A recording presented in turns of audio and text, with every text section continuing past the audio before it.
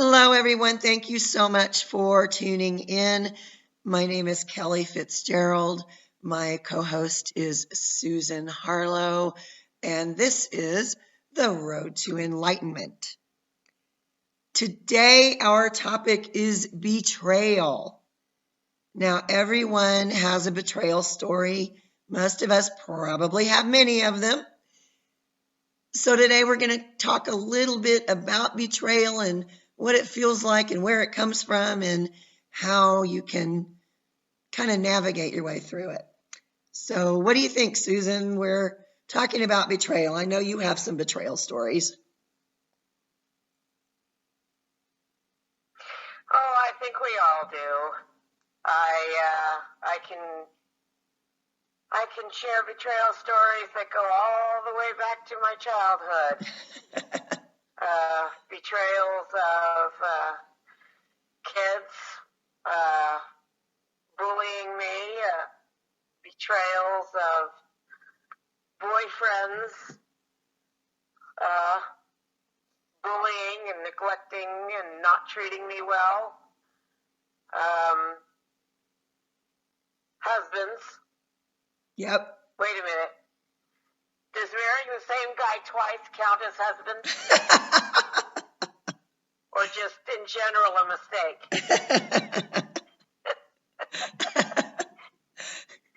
Life has a sense of humor about it, doesn't it? It does. It really does. And, you know, personally, you mentioned husbands, and I think the betrayal that always hurts us the most is that betrayal that comes from people that are close to us, whether it's a friend or a family member or a romantic relationship. Those always seem to sting the most. What do you think? How do we handle betrayal of someone really close to us? What do you think? What would you tell someone who had been betrayed? Well, initially I didn't handle it well. I recall that balling up in the closet stuff. Since then, what I've learned is and this is the hardest thing, is it really wasn't me. Right. And the betrayal feeling for me was all those things that I thought should have. Oh, yeah. And why wasn't it? Right. And why couldn't it? And why didn't it? And all those whys. And I had to let the whys go. Right. I think... So, in recent years, there was a song that Disney put out called Let It Go. Yes. And that has really kind of become my singular mantra. That's the hardest thing, really. Yeah. But I can't change anything outside of me. Right. And nothing is genuinely a fault. It's not your fault. There is no fault. It's just a what is. But we can't accept that as human beings. Right. We always have to attribute a fault. Or a reason. Something has to be a fault. Right. And there really is no fault. San Andreas has a fault, but we don't have a fault. I think many of us get stuck in that shoulda, woulda, coulda. When we are betrayed by someone close to us, often, even though we had nothing to do with it, we feel well, I should have done something, or I could have done something, or what if I would have done something? And that's a really tough thing to let go of, and I think that goes back to when we're centered in our ego and we want to control something rather than allow life to happen. Even if someone else made a mistake that created the betrayal in the first place, I still have to hold on to life happens, and things happen the way they should happen, even if we might not agree with the way they happened. I've learned a lot about betrayal from being betrayed. You never know Yes. how other people see the same situation. You can have a car accident. Well, for instance, No, go ahead. yes, go on. Well, for instance, there's the victim side, Right. which is the side that you were betrayed, and then there's the other side of the betrayer or the sabotager. For whatever reason, there are people who intentionally sabotage their relationships. Right. Because they're uncomfortable. They no longer feel the same way that they did. For whatever reason, life has pulled them away from what their original feelings were. And they become confused, complacent, distracted, whatever the case is, and life changes. Some people say, oh, well, we grew apart. I don't know if people actually grow apart or if they just begin to perceive life differently. Right. Sometimes. And that causes changes. Right. And sometimes, though, and what I was saying, I have a friend who's a police officer, and he laughs and laughs and laughs because you can have a minor traffic accident with no injuries and, very little property damage. And yet you can talk to 5 different people who were either witnesses or involved, and you will hear 5 different stories about either how minor or how tragic the accident was. So everyone does have their own perspective. One of the things that has touched me in my life numerous times, and I don't know what it is about people in my life who feel the need to protect me, but I have had a completely different kind of betrayal than like a romantic relationship where someone cheats or whatever repeatedly in my life. And I find it interesting because someone will say they will go behind another person's back and involve themselves fully in other relationships. One example is a group of friends that I was friends with, and one of these people, rather than approaching the individual that they were concerned about, went to every other member of that friendship circle, talking about that one person that they were concerned about, rather than going to the person they were concerned about. And while their heart may have been in the right place, going behind someone's back, especially someone who considers you a friend, is a horrible betrayal. And sometimes we don't look at that. Sometimes we think, well, instead of approaching this person that I'm concerned about, I'm going to go talk to 15 other people about why I'm concerned. And what that does is it ends up sort of a domino effect, where then everybody else is all up in this person's business. And I think if you are a friend to someone, it is your duty as the friend to go directly to that person and say, hey, I'm concerned about you. Or, hey, this other person you've just now brought into your life might be trying to use you, so be careful. But instead, sometimes we take it upon ourselves to try to control everything and try to say, it's really my business to make your business my business, and that is not true at all. So that's a different form of betrayal. But it's all betrayal and it all hurts. Well, that's what gossip is. Right, exactly. Gossip is betrayal. It is, and that's what gossip is.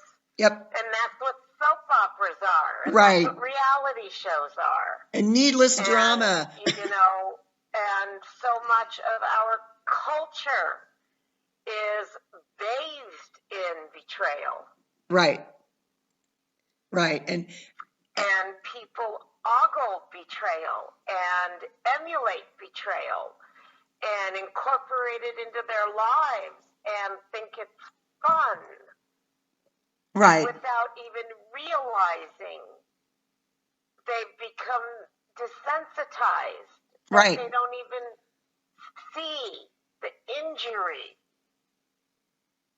that they're doing. Right. They don't even think about it as an injury. Right. I think it's...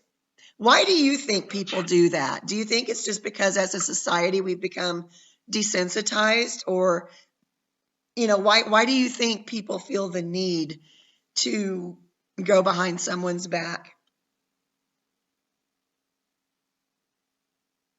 I think that it is. I think some of it is desensitization. I think it's a lot of what we see on television and programming. When we watch, we are creatures. We learn by what we see. Right. And we copy things that we see. And so you learn by observation. As a baby, you learn by observation. As a child, you learn by observation. Well, you continue throughout the rest of your life learning through observation and what you're exposed to, what you're around, what your circle of friends are like. So, are the people you're around, what are their behaviors like? Are you emulating the people that you're around? Right. You know the expression, better class a loser? You gotta get yourself around a better class of losers. Yeah. It's just that we are creatures of, we're like the monkeys. Monkey see, monkey do. Right, right. We are very funny creatures. And if you don't, like the video games have desensitized a lot of people to violence and war. And the kids over the last 30 years are not nearly as shocked about blood and violence as we were as kids. Right.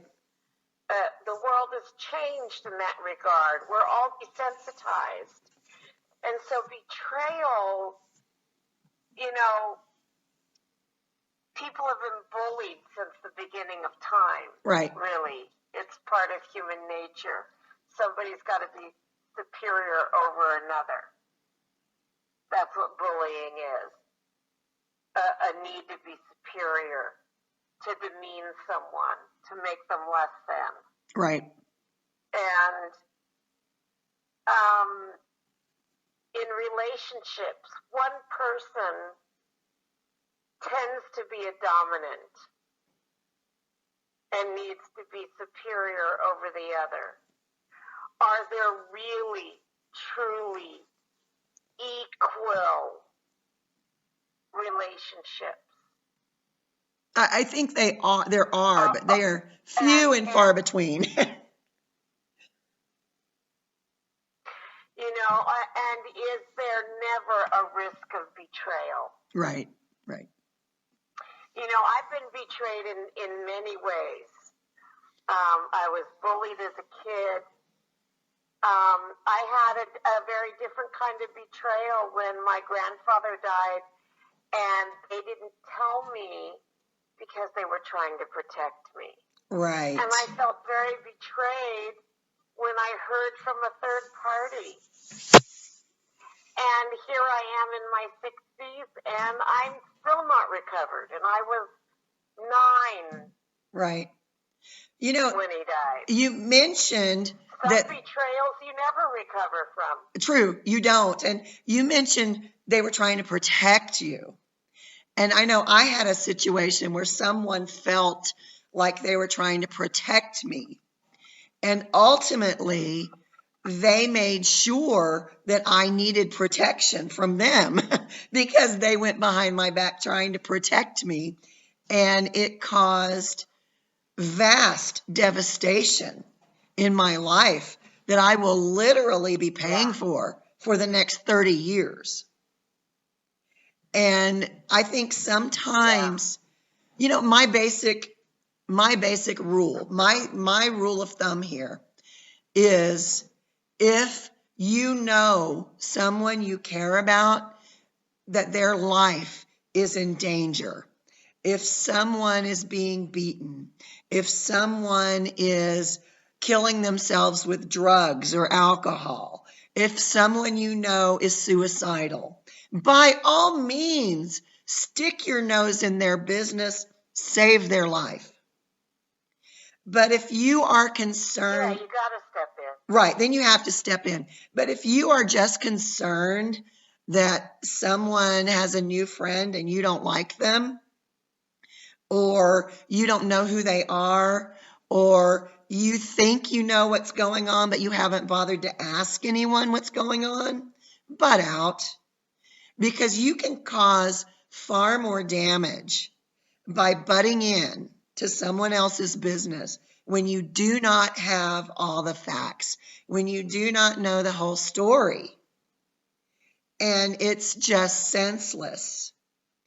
Yeah. And yet people do it. And I've done it in the past myself. Yeah.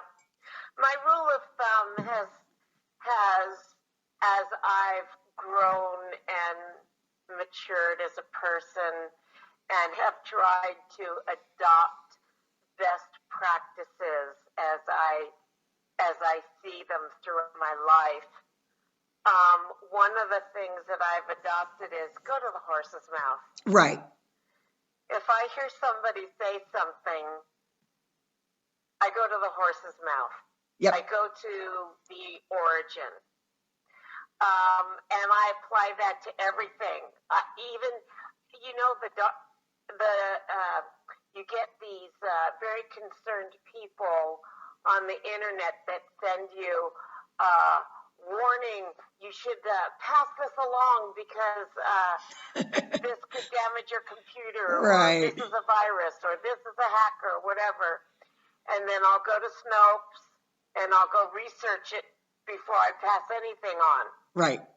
I get to the bottom of where it originated. Right.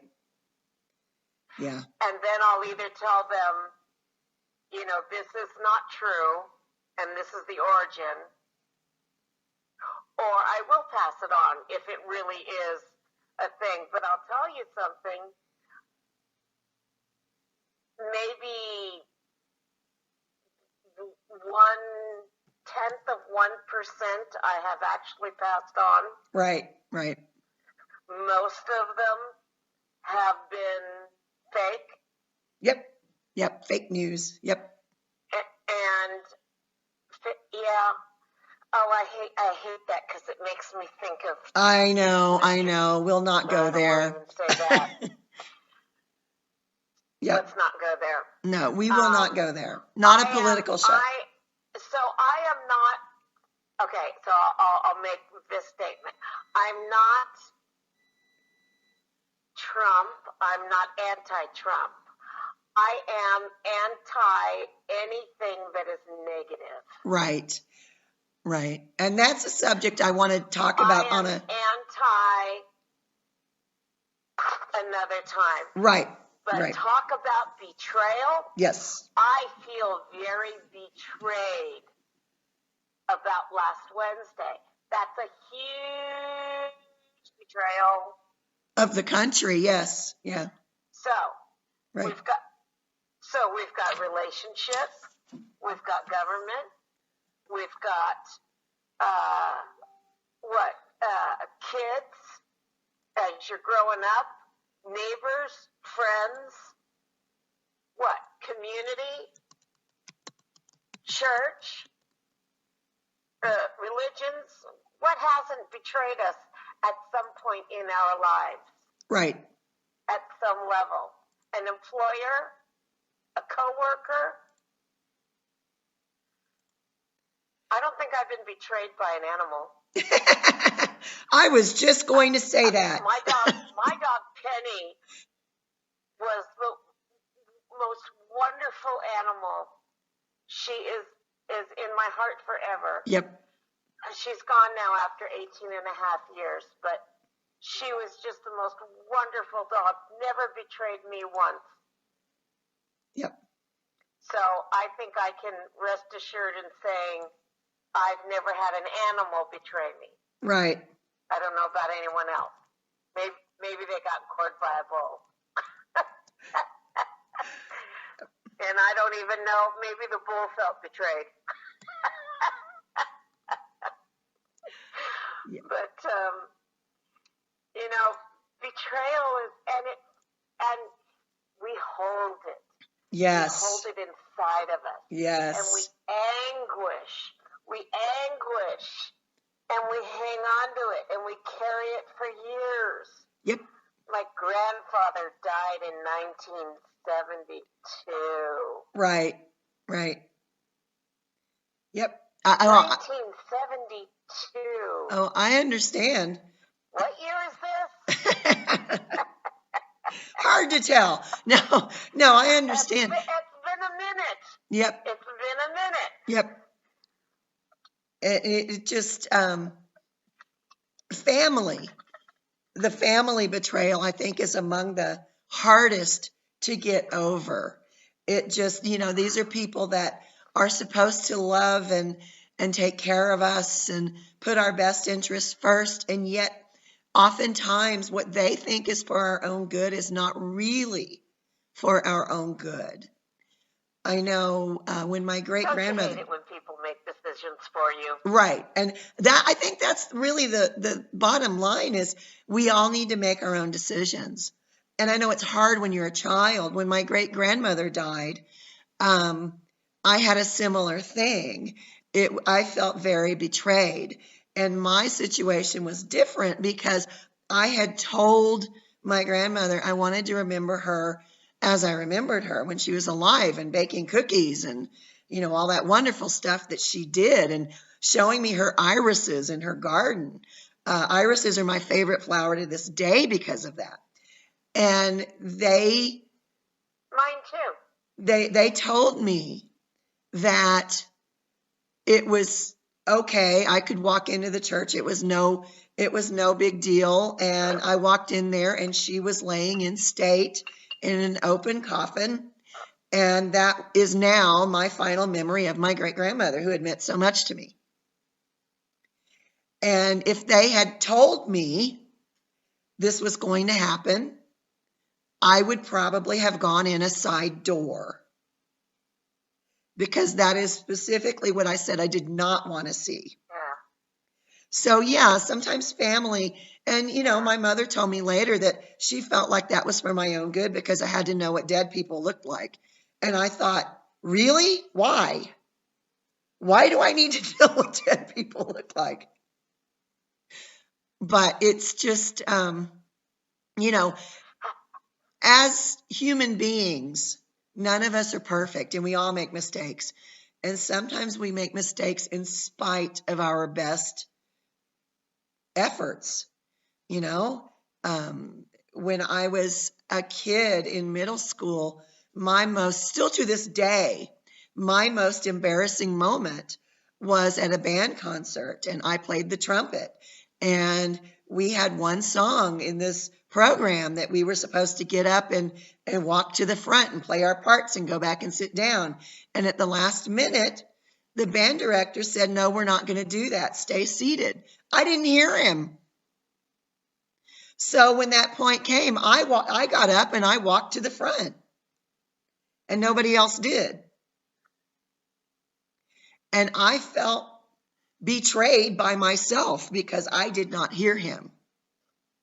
So betrayal is kind of a really deep, dark pit that we can find ourselves in all the time if we want to. I mean, it took me years and years and years to get over that, and ultimately I did drop out of band because it was just something people would never let me forget.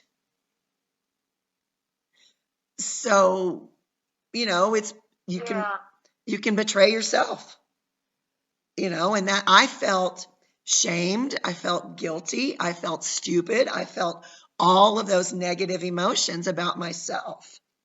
And I simply didn't hear him. I didn't hear him make that change. Now, you could say the band director should have made sure everyone heard his change. He should have said, "Did everyone get that?" But he didn't. He just said in passing to me, he was always talking. He liked to tell stories. So I knew he was talking, but I didn't hear what he said. It was very noisy. And as the adult in the situation, he probably should have taken responsibility for making sure we all heard, but he didn't. So for years, I lived with the pain of that incident, and I was 12 at the time. So I finally got over it, and I finally am able to laugh at myself about it, which I think ultimately, and this is probably a good place to turn the corner here, I think ultimately that's one way we can get past betrayal. When you get to the point where you can look at being betrayed and realize the absolute hilarity of that moment, then you can heal from it. Whatever pain, however deep our pain, our sadness, our grief, our shame, guilt, whatever it is that betrayal brought out, eventually you want to get to the point where you can laugh about it. And with me, the most recent betrayal, I am finally getting to a point where I can laugh. If you know me personally, and I even posted this on Facebook a couple of years ago, I was sent some various text messages from my significant other, ex-significant other, I should say, that were clearly not intended for me, calling other people baby doll and funny honey bunny and whatever else. And it upset me greatly for a long time, but I find it absolutely hilarious at this point because I do believe everything happens for a reason. And I am generally a very happy person with a great sense of humor. And I realize not everyone is like I am. But if you can look at the element of your betrayal as a whole, step out of yourself for a minute and look at it like a third party. Look at it like someone who did not experience that betrayal personally. Stand back and look at the moving parts and how certain things had to align perfectly in order for that betrayal to have ever happened. It's funny. Most of the time, it's funny. And when you can look at it as, whoa, if that happened to somebody else, I'd be laughing, then you can heal from it. But as long as we're wallowing in it, as long as we're taking it seriously, as long as we're sitting there buried in the shoulda, woulda, couldas, we can't heal from it.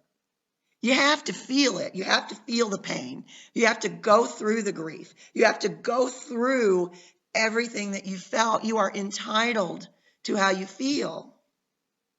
But ultimately, it's necessary. It is necessary.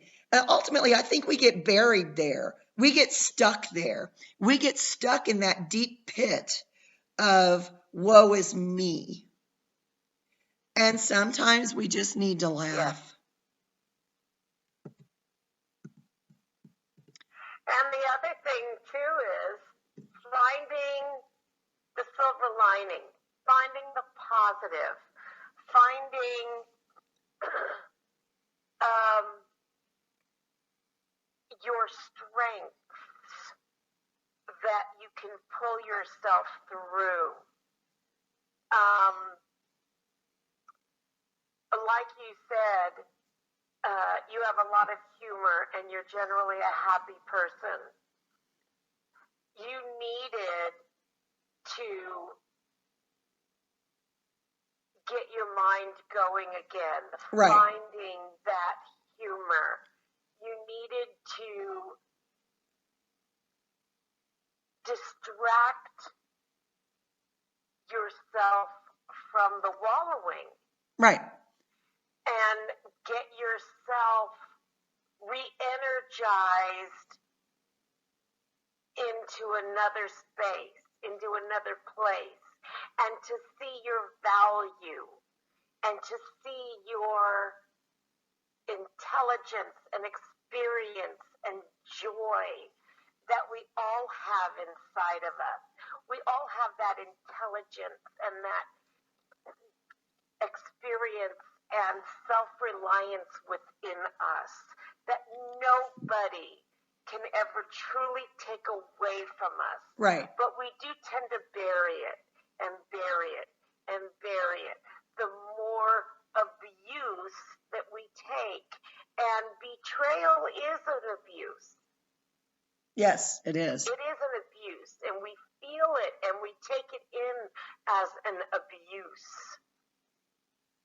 Right. And so we need to forgive ourselves and give ourselves permission to say, hey,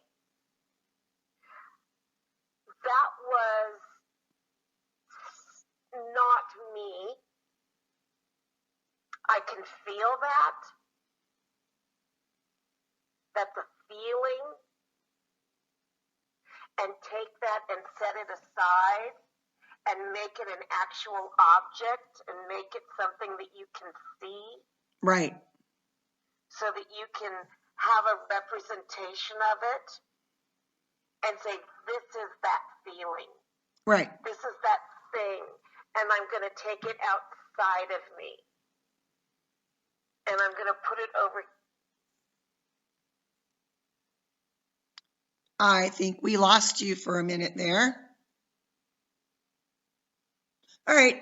While Susan gets back, I have an exercise that I do, and when I've been life coaching other people, I've advised them to do it as well. Go out into an area that you can feel confident in picking up a rock and throwing it. I like to paint my rocks with symbols that symbolize whatever it is that's bothering me, whether it's anger or betrayal or guilt or whatever it is. But pick up a rock that feels good in your hand. And again, you can't do this in a city. You have to go out into the countryside to do this, or a park. And just put all of your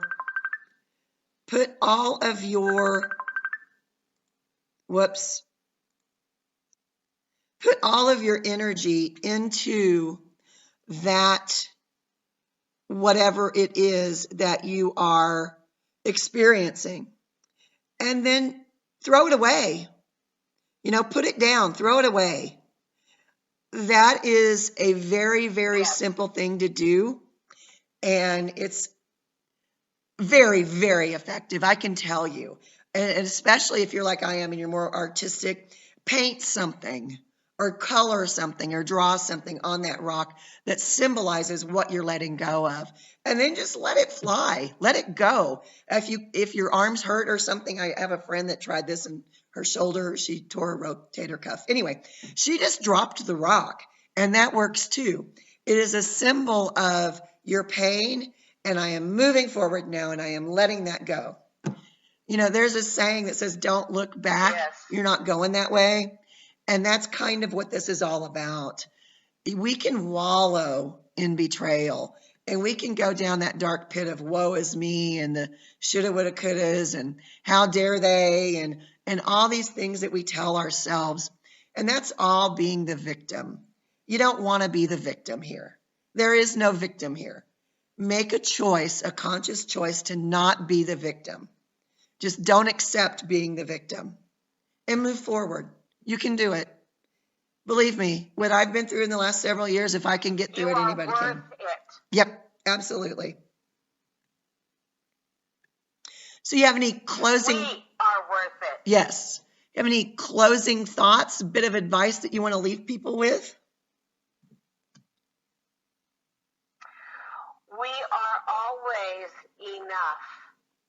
We are always 100% what we need to be. And it's all the outside forces that bring us down and make us feel betrayed. So be your perfect self as you were when you were born, and know that you can be happy again.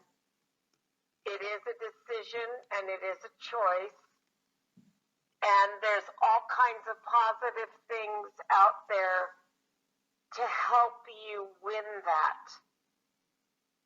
to be your happy self again. Absolutely. And forgiveness is for yourself, not for the person who wronged you. Keep that in mind. Yes. Move forward. You will see this show posted on several platforms, and I will also upload it to Facebook. Please feel free to comment, share it, pass it around. If you have suggestions for future show ideas, let me know. Let us know. Thank you so much for listening. Thank you so much, Susan, for being a part of this. And we will... Oh, thanks, Kelly. We will talk to you guys next time. Bye now.